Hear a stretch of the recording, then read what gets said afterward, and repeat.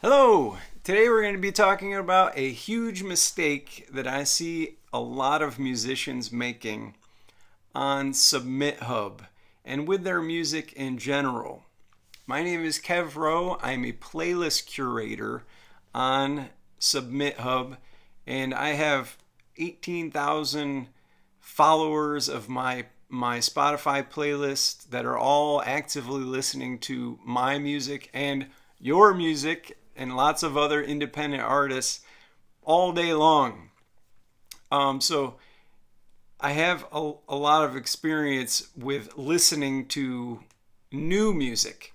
On SubmitHub, I've now listened to 15,000 songs and reviewed all of them, and it's given me some insights as to what the modern music industry is valuing and what listeners want to hear. So the number one, it may not be the number one mistake, but a really big mistake that I see a lot of new artists making is in editing.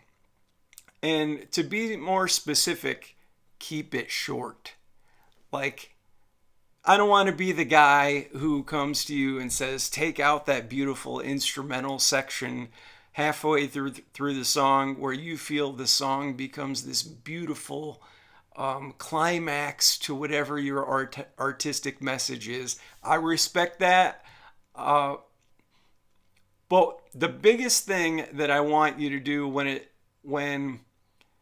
let me get more specific. Under 4 minutes. That's usually my cutoff. When I'm on SubmitHub and I'm going through my songs, remember, I'm listening to around 100 songs per day. Some days less, like 50, but between 50 and 100 songs per day. And it's fast. It's going, I'm going through these songs quickly. Most of them I listen to for about 90 seconds sometimes. I'll go a little longer if I like what I'm hearing. But I never go to the end of the song. No, nobody does. I mean, if a playlist curator is going to the end of the song, you've got to wonder about how active that listening session is. Like, they're just letting it play in the background while they do other things, or they're going to do the dishes, or who knows what. Anyway, that's another video. But yes, keep it short. My biggest pet peeve when I go onto this platform and listen to music is it starts off good. Like the song, it starts off good. I'm like, wow, this is good. This is good professional production. I like the sounds of the drums on this. The acoustics sound nice and bright and organic. They were definitely using good mics on this. I like the compression. The reverb sounds nice. Master is perfect. Like the master recording sounds loud enough and not too loud, not broken up. This is very tastefully done. Where are the vocals? Like, there's nothing more annoying to me than having to wait until the 45-second mark to hear you sing. And when you wait that long to sing, I've got to wonder, as the listener, do you really want me to hear you sing? Do you want me to receive the message that you're trying to put out? Because it took an awful long time to get to your vocals. And it's not just me. Go on Spotify. Play all the artists that you love. Does anybody make you wait 45 seconds to get to a vocal? No. Most of the time, it's like between 5 and 10 seconds and you're already hearing a vocal. Go listen to every editorial playlist on Spotify, even the super niche ones, the small genres. Everybody gets to the vocal between 5 and 10 seconds in general. And I'm seeing way more success when it's like between 2 and 5 seconds already the vocal is there. You're like, oh wow, this person can sing. Great. You just got like immediately into the yes column as far as being on one of my playlists when I can hear that you can sing. Like, there's no hiding that fact.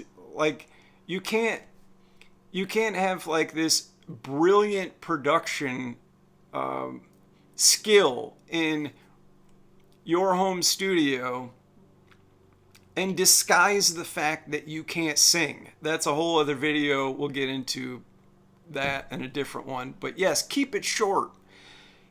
Let's get more specific on the minutes per song, like how long they are. When I'm in an active playlist curating session on SubmitHub and I see a song come in at 6.5 minutes long, my immediate response to that is I'll say a few nice things about the artist because I do care about your feelings and I don't want to crush dreams so ridiculously hard. So I always try to find something nice to say first, right?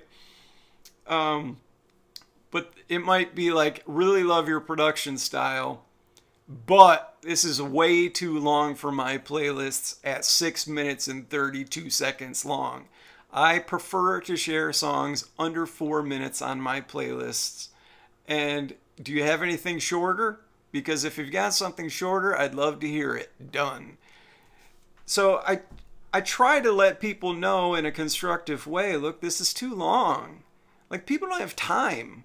You got to put yourself in the listener's shoes. Like, when they go to your... When a new person discovers your music, they want to know, what's the story? Who is this person? What are they all about? They don't even think to themselves, is this a good singer or a bad singer? Or is this a good song or a bad song? We do that. Musicians are so critical of ourselves, and people in the music business, we're all about quality. People are about stories. They want to know what's the story. And when you make someone wait 45 seconds to get to your vocal, they're basically like, all right, now I'm waiting to hear the story here, but this artist is kind of annoying me, making me wait this long to learn what they're all about. Did they really want me to know what they're about? Because it seems like they're just like biding their times because they're embarrassed or like ashamed of what they're making here. Like, come all out with it. Okay, there are certain genres like instrumental music or maybe prog rock or cinematic or orchestral. Obviously, those songs don't have vocals. And jazz, like freeform jazz. You know, if you're like a jazz trumpeter or a piano player, of course, I'm not talking about getting to the vocals there, but length does count still. Like, there are amazing instrumental players who can bust out a 2.5 minute song and it's incredible. And they do it with great melodies, memorable melodies, great song structure. They can get to the point, move on. Another thing that I just thought of when it comes to this length thing is I think one problem or one mistake that most new home studio people make is that they think that they have to bring in every instrument individually. Like, oh, this part is so cool, it deserves its own place in the entrance into the song. So it becomes like the stacking mechanism. First the acoustic, then the strings, then the keyboard, then the bass part, then finally the drums. Nah, you don't need so many steps most of the time. Bring it all at once. Like, I mean, a lot of times I used to make that mistake and I would send songs like that to my producer or the mixer, the guy who's like putting the professional touches on and he condenses it all together and says, no, you don't need so many like steps. Get to the punch. Bring everything you got at one time and the listener will go, ooh, wow. We don't give the listener enough credit, basically. We think we have to like spoon feed them each instrumental section. No, they're smart enough to digest like 6 instruments at the same time. They've been listening for a while, you know? So yeah, so when it comes to these instrumental players like freeform jazz or prog rock or things or jam bands or stuff, I'm still looking for something under 4 minutes. And if you go to 5 or 6 minutes, you're not getting on my playlists. And it's going to be much harder for you on other playlists. Yeah, sure, there are some instrumental playlists that are more forgiving of that. And in general, I have seen the approval rates on instrumental playlists on SubmitHub much, much higher than when it comes to the more competitive genres like singer songwriter or folk or pop or thing where genres where more people are fighting for the same listeners. And instrumental stuff does have a few more applications as far as background music. Let's say like sleeping or studying or like cooking music, or it can kind of fall into the background. It's not as active listening as say singer songwriter or country or folk. But still, this length thing is super important. I've gotten to the point now where like I'm taking older songs, which are still very highly produced and high quality, and doing radio edits specifically for Spotify and seeing way more success in getting them on playlists when I submit them to other playlist curators on SubmitHub. So getting to the vocals thing is very important and getting to the point.